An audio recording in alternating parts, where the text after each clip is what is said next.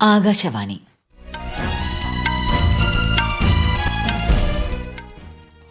നമസ്കാരം. വാർത്തകൾ വായിക്കുന്നത് സീന ആന്റണി.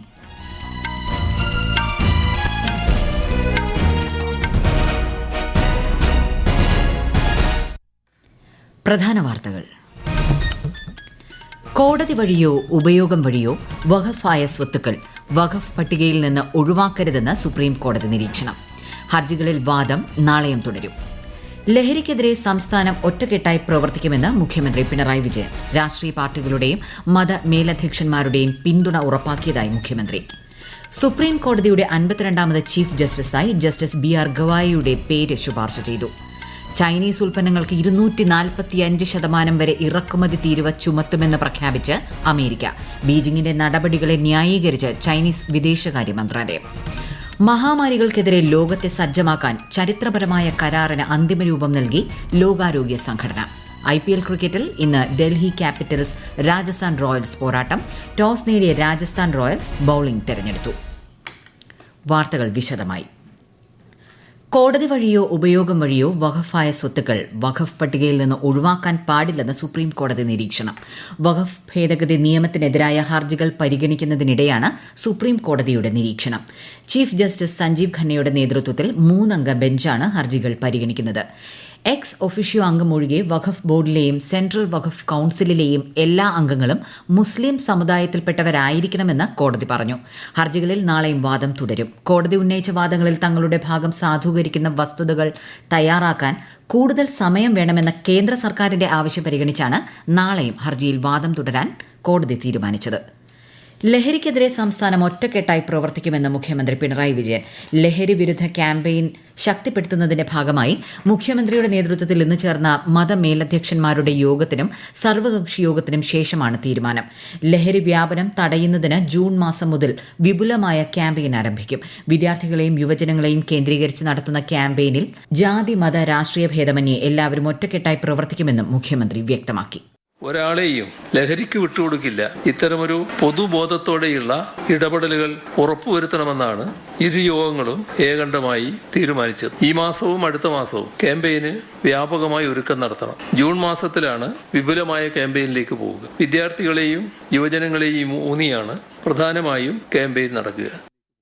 2024-25 കാലയളവിൽ ഇന്ത്യയുടെ മൊത്തം ചരക്കുകളുടെയും സേവനങ്ങളുടെയും കയറ്റുമതിയിൽ 5.5% വളർച്ച രേഖപ്പെടുത്തിയതായി വാണിജ്യ വ്യവസായ മന്ത്രാലയം. രാജ്യത്തിന്റെ മൊത്തം കയറ്റുമതി $820.93 ബില്യൺ ഡോളറിലെത്തി. രാജ്യത്തിന്റെ മൊത്തം ഇറക്കുമതി $915.19 ബില്യൺ ഡോളറാണ്. ഈ വർഷം മാർച്ചിൽ ഇന്ത്യയുടെ വ്യാപാര കമ്മി $21.54 ബില്യൺ ഡോളറായി വർദ്ധിച്ചു. ചൈനീസ് ഉൽപ്പന്നങ്ങൾക്ക് 245% വരെ ഇറക്കുമതി തീരുവ ചുമത്തുമെന്ന് പ്രഖ്യാപിച്ച അമേരിക്ക. ഇതോടെ ഇരു രാജ്യങ്ങളും തമ്മിൽ നിലനിൽക്കുന്ന വ്യാപാര സംഘർഷം കൂടുതൽ രൂക്ഷമായേക്കും. സൈനിക, ബഹിരാകാശ, സെമി കണ്ടക്ടർ വ്യവസായങ്ങൾക്ക് നിർണായകമായ വസ്തുക്കളുടെ കയറ്റുമതിയിൽ ചൈന അടുത്തിടെ ഏർപ്പെടുത്തിയ നിയന്ത്രണങ്ങൾക്കെതിരെയുള്ള നടപടിയാണിതെന്ന് വൈറ്റ് ഹൌസ് പുറത്തിറക്കിയ പ്രസ്താവനയിൽ പറയുന്നു. അതേസമയം ബീജിംഗിന്റെ നടപടികൾ നീതിയുക്തവും നിയമപരവുമാണെന്നും ചർച്ചകളിലൂടെ പ്രശ്നം പരിഹരിക്കാൻ അമേരിക്ക ആഗ്രഹിക്കുന്നുവെങ്കിൽ സമ്മർദ്ദവും ഭീഷണിപ്പെടുത്തലും നിർത്തണമെന്നും ചൈനീസ് വിദേശകാര്യ മന്ത്രാലയ വക്താവ് ലിൻ ജിയാൻ പ്രതികരിച്ചു. മഹാമാരികൾക്കെതിരെ ലോകത്തെ സജ്ജമാക്കുന്നതിനുള്ള ചരിത്രപരമായ കരാറിന് ലോകാരോഗ്യ സംഘടന അന്തിമരൂപം നൽകി. 3 വർഷത്തിലേറെ നീണ്ട ചർച്ചകൾക്ക് ശേഷമാണ് കരാറിന് അന്തിമരൂപമായത്. നിയന്ത്രണങ്ങൾ, ലൈസൻസിംഗ് കരാറുകൾ, ധനസഹായ വ്യവസ്ഥകൾ എന്നിവയിലൂടെ സാങ്കേതിക കൈമാറ്റങ്ങൾ പ്രോത്സാഹിപ്പിക്കുകയാണ് കരാറിന്റെ ലക്ഷ്യം. മഹാമാരിയെ പ്രതിരോധിക്കാനുള്ള ആരോഗ്യ സമീപനവും ആഗോള വിതരണ ശൃംഖലയും സ്ഥാപിക്കും. എന്നാൽ വികസ്വര രാജ്യങ്ങളിലേക്ക് വിവരങ്ങൾ കൈമാറുന്നത് സംബന്ധിച്ച് അംഗങ്ങൾക്കിടയിൽ ഭിന്ന അഭിപ്രായമായിരുന്നു. ഇന്ത്യയുടെ അടുത്ത ചീഫ് ജസ്റ്റിസായി ജസ്റ്റിസ് BR ഗവായിയുടെ പേര് ചീഫ് ജസ്റ്റിസ് സഞ്ജീവ് ഖന്ന ശുപാർശ ചെയ്തു. സുപ്രീം കോടതിയിലെ ഏറ്റവും മുതിർന്ന 2ാമത്തെ ജഡ്ജിയാണ് ജസ്റ്റിസ് ഗവായ്. കേന്ദ്ര നിയമ മന്ത്രാലയം അംഗീകരിച്ചു കഴിഞ്ഞാൽ ഇന്ത്യയുടെ 52ാമത് ചീഫ് ജസ്റ്റിസായി ജസ്റ്റിസ് ഗവായ് ചുമതലയേൽക്കും. ചീഫ് ജസ്റ്റിസ് സഞ്ജീവ് ഖന്നയുടെ കാലാവധി അടുത്ത മാസം 13-ന് അവസാനിക്കും. ഈ വാർത്തകൾ ആകാശവാണിയിൽ നിന്ന്. ആകാശവാണി വാർത്തകളും വാർത്താധിഷ്ഠിത പരിപാടികളും all India radio news Thiruvananthapuram YouTube ചാനലിലും all India radio news Thiruvananthapuram Facebook പേജിലും AR ന്യൂസ് തിരുവനന്തപുരം ഇൻസ്റ്റഗ്രാം അക്കൌണ്ടിലും AR ന്യൂസ് TVM X ഹാൻഡിലും ലഭ്യമാണ്. രാജ്യത്തുടനീളമുള്ള സ്കൂളുകളിൽ സഡക് സുരക്ഷാ അഭിയാൻ വ്യാപിപ്പിക്കും. ഇതിനായി കേന്ദ്ര വിദ്യാഭ്യാസ മന്ത്രാലയം, റോഡ് ഗതാഗത ഹൈവേ മന്ത്രാലയവുമായി സഹകരിച്ച് പ്രവർത്തിക്കും. റോഡ് സുരക്ഷ എന്ന വിഷയത്തിൽ ഇന്ന് ന്യൂഡൽഹിയിൽ നടന്ന യോഗത്തിലാണ് തീരുമാനം. സ്കൂൾ തലത്തിൽ തന്നെ റോഡ് സുരക്ഷാ സംസ്കാരം പ്രോത്സാഹിപ്പിക്കുകയും ഉത്തരവാദിത്തമുള്ള ഡ്രൈവിംഗ് പെരുമാറ്റങ്ങളെക്കുറിച്ചുള്ള അവബോധം വർദ്ധിപ്പിക്കുകയുമാണ് ലക്ഷ്യം. ഗുജറാത്തിലെ ലോത്തലിൽ നിർമ്മിക്കുന്ന ദേശീയ മാരിടൈം ഹെറിറ്റേജ് കോംപ്ലക്സിന്റെ പ്രവർത്തന പുരോഗതി കേന്ദ്ര വിദേശകാര്യമന്ത്രി എസ് ജയശങ്കർ വിലയിരുത്തി. കോംപ്ലക്സിന്റെ ആദ്യഘട്ട നിർമ്മാണം ഈ വർഷം പൂർത്തിയാകുമെന്ന് ശ്രീ ജയശങ്കർ വ്യക്തമാക്കി. आज यहाँ तो ये नेशनल मैरीटाइम हेरिटेज कॉम्प्लेक्स में तो आए हैं और पहला जो भाग जो है वो मेरे ख्याल से साल के अंत तक पहला भाग खत्म हो जाएगा. मुझे पूरा विश्वास है कि ये प्रोजेक्ट बहुत अच्छा निकलेगा और उस माने स्केल पे बनेगा और उसकी जो पूरी जो रचना जो होगी वो ऐसी रचना होगी जो पब्लिक को भी समझ आएगा. देश को बहुत गर्व होगा इस संग्रहालय पे.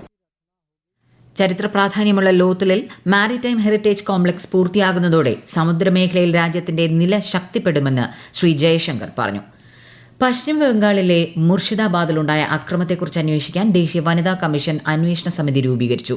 വനിതാ കമ്മീഷൻ ചെയർപേഴ്സണിന്റെ നേതൃത്വത്തിലുള്ള 4-അംഗ സമിതി പ്രദേശങ്ങൾ സന്ദർശിച്ച് ജില്ലാ മജിസ്ട്രേറ്റുമായും പോലീസ് സൂപ്രണ്ടുമായും കൂടിക്കാഴ്ച നടത്തും. ഇന്ത്യയിലെ ആദ്യ ട്രെയിൻ യാത്രയുടെ 172ാം വാർഷികത്തെ അനുസ്മരിച്ച് റെയിൽവേ മന്ത്രി അശ്വിനി വൈഷ്ണവ് 1853 ഏപ്രിൽ 16 മഹാരാഷ്ട്രയിലെ ബോറി ബന്ദറിൽ നിന്ന് താനെയിലേക്കാണ് ആദ്യ ട്രെയിൻ പുറപ്പെട്ടത്. ഇന്ത്യൻ റെയിൽവേയുടെ പിറവിയെ അടയാളപ്പെടുത്തുന്ന രാജ്യത്തിന്റെ ചരിത്രത്തിലെ ഒരു നാഴികക്കല്ലാണ് ഈ ദിനമെന്ന് കേന്ദ്രമന്ത്രി സാമൂഹ്യ മാധ്യമ പോസ്റ്റിൽ കുറിച്ചു. രാജ്യത്ത് ആദ്യമായി ട്രെയിനിനുള്ളിൽ ATM പ്രവർത്തനക്ഷമമാക്കി സെൻട്രൽ റെയിൽവേ.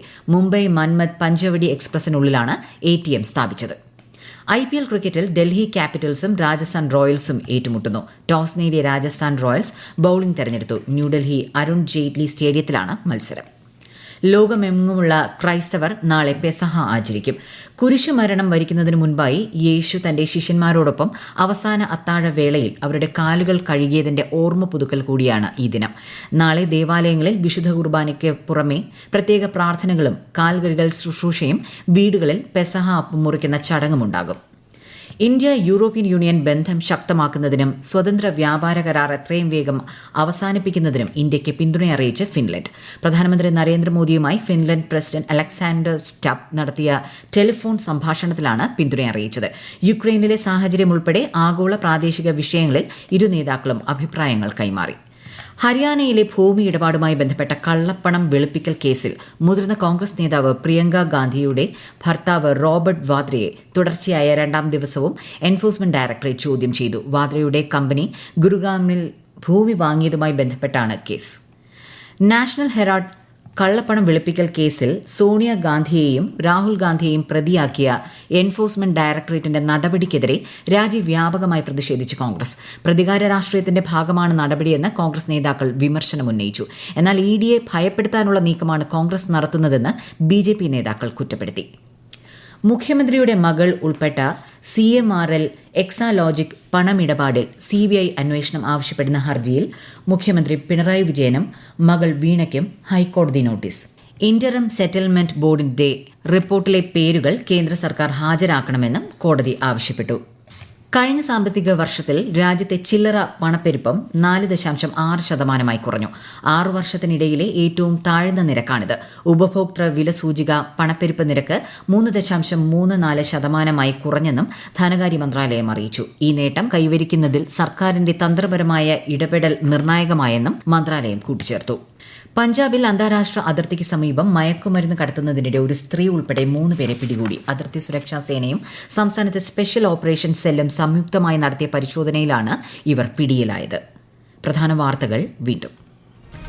കോടതി വഴിയോ ഉപയോഗം വഴിയോ വഖഫായ സ്വത്തുക്കൾ വഖഫ് പട്ടികയിൽ നിന്ന് ഒഴിവാക്കരുതെന്ന് സുപ്രീം കോടതി നിരീക്ഷണം. ഹർജികളിൽ വാദം നാളെയും തുടരും. ലഹരിക്കെതിരെ സംസ്ഥാനം ഒറ്റക്കെട്ടായി പ്രവർത്തിക്കുമെന്ന് മുഖ്യമന്ത്രി പിണറായി വിജയൻ. രാഷ്ട്രീയ പാർട്ടികളുടെയും മതമേലധ്യക്ഷന്മാരുടെയും പിന്തുണ ഉറപ്പാക്കിയതായി മുഖ്യമന്ത്രി. സുപ്രീം കോടതിയുടെ 52ാമത് ചീഫ് ജസ്റ്റിസായി ജസ്റ്റിസ് BR ഗവായിയുടെ പേര് ശുപാർശ ചെയ്തു. ചൈനീസ് ഉൽപ്പന്നങ്ങൾക്ക് 245% വരെ ഇറക്കുമതി തീരുവ ചുമത്തുമെന്ന് പ്രഖ്യാപിച്ച അമേരിക്ക. ബീജിംഗിന്റെ നടപടികളെ ന്യായീകരിച്ച് ചൈനീസ് വിദേശകാര്യ മന്ത്രാലയം. മഹാമാരികൾക്കെതിരെ ലോകത്തെ സജ്ജമാക്കാൻ ചരിത്രപരമായ കരാറിന് അന്തിമ രൂപം നൽകി ലോകാരോഗ്യ സംഘടന. IPL ക്രിക്കറ്റിൽ ഡൽഹി ക്യാപിറ്റൽസ് രാജസ്ഥാൻ റോയൽസ് മത്സരം പുരോഗമിക്കുന്നു. ടോസ് നേടിയ രാജസ്ഥാൻ റോയൽസ് ബൌളിംഗ് തെരഞ്ഞെടുത്തു. വാർത്തകൾ കഴിഞ്ഞു. അടുത്ത വാർത്താ പ്രക്ഷേപണം 8:35.